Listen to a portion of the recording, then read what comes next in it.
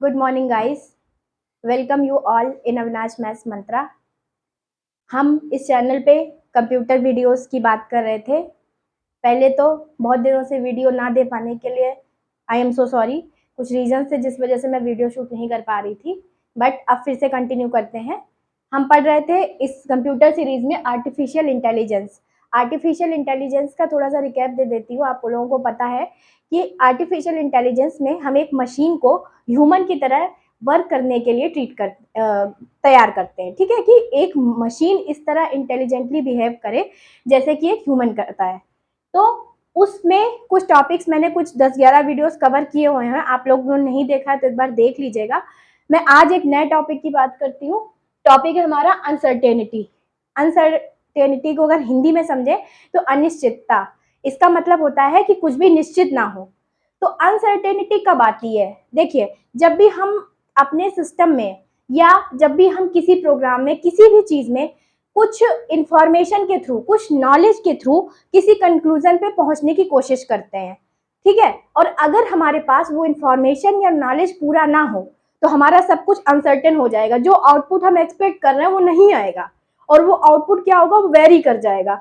उसके रीजंस होते हैं कुछ। अब जैसे अनसर्टेनिटी अगर आपसे कोई पूछेगा तो आप उसको 2 लाइन में ऐसे बता सकते हैं कि with the help of some knowledge and information we derive some conclusion, but if the knowledge or information is not complete या lacking, तो lack of that knowledge is called uncertainty।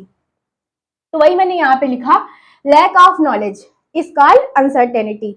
जिस इंफॉर्मेशन या जिस नॉलेज के through हम अपना conclusion derive करने की कोशिश कर रहे थे, अगर वो नॉलेज या इंफॉर्मेशन ही नहीं है, वही लैक कर गया, तो हमारा क्या हो जाएगा, अनसर्टेनिटी। ठीक है, अब इसके कुछ काजेज होते हैं गाइज यहाँ पे। तो इसका पहला काज है कि अगर आपका इनपुट ही अनसर्टेन है या आउटपुट अनसर्टेन है, और इसके अलावा भी कुछ कॉजेज होते हैं।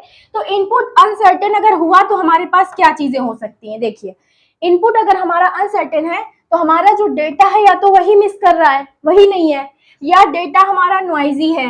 ठीक है, या हमारे पास नॉलेज अनसर्टेन है, मतलब मान लीजिए कुछ कुछ है और कुछ कुछ नहीं है, तो हम उसमें क्या करेंगे, उसको कॉम्बिनेशन या उसको गेस करने की कोशिश करेंगे। तो इससे सबसे बड़ी समस्या क्या आएगी हमारे पास, multiple causes leads to multiple effects. मतलब जितने ज्यादा हम गेस करेंगे, मान लीजिए हमारे पास 5 नंबर्स हैं। ठीक है, अब हमको जो वो नंबर है हमारे पास, हमको ये लगता है कि वो उन 5 में से कोई एक है। तो अब हम क्या करेंगे, एक एक नंबर को डाल के देखेंगे कि हमारा आउटपुट किससे आ रहा है। तो ये क्या हो गया, multiple causes leads to multiple effects. ठीक है, फिर इसके बाद हमारा क्या होगा, अगर हमारा जो डेटा है वो इनकम्प्लीट या इनकरेक्ट है तो वो हमारे डोमेन में कैजुअलिटी कॉज करेगा। ठीक है, इसके बाद हम आउटपुट अनसर्टेन की बात करते हैं। तो इससे क्या होता है, इसमें एबडक्शन और इंडक्शन दो चीजें होती हैं, और ये इसका जो मेन कॉज होता है इस वजह से होता है कि अगर हमारी जो आपकी रीजनिंग है, ठीक है, वो थोड़ा मतलब डिफॉल्ट वे में है, डिफॉल्ट रीजनिंग। ठीक है, या आपका जो डेटा है वो, उसका जो डिडक्शन है वो इनकम्प्लीट है, या उसका जो इन्फेरेंस है, मतलब इस डिफॉल्ट रीजनिंग की वजह से जो हमारा इनकम्प्लीट इंडक्शन या आपका इन्फेरेंस है, इसकी वजह से आपका इनकम्प्लीट आउटपुट होता है।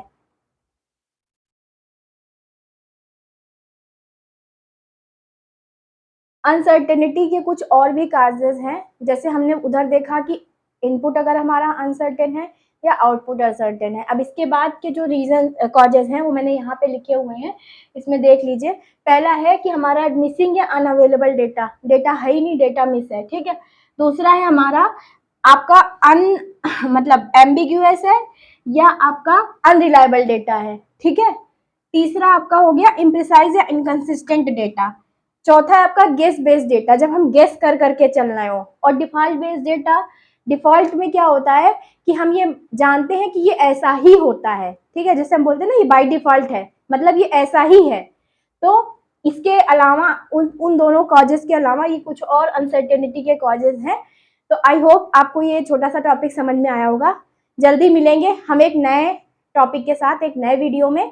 तब तक के लिए आप हमारे चैनल को लाइक करिए, शेयर करिए और सब्सक्राइब करिए। Thank you so much for watching.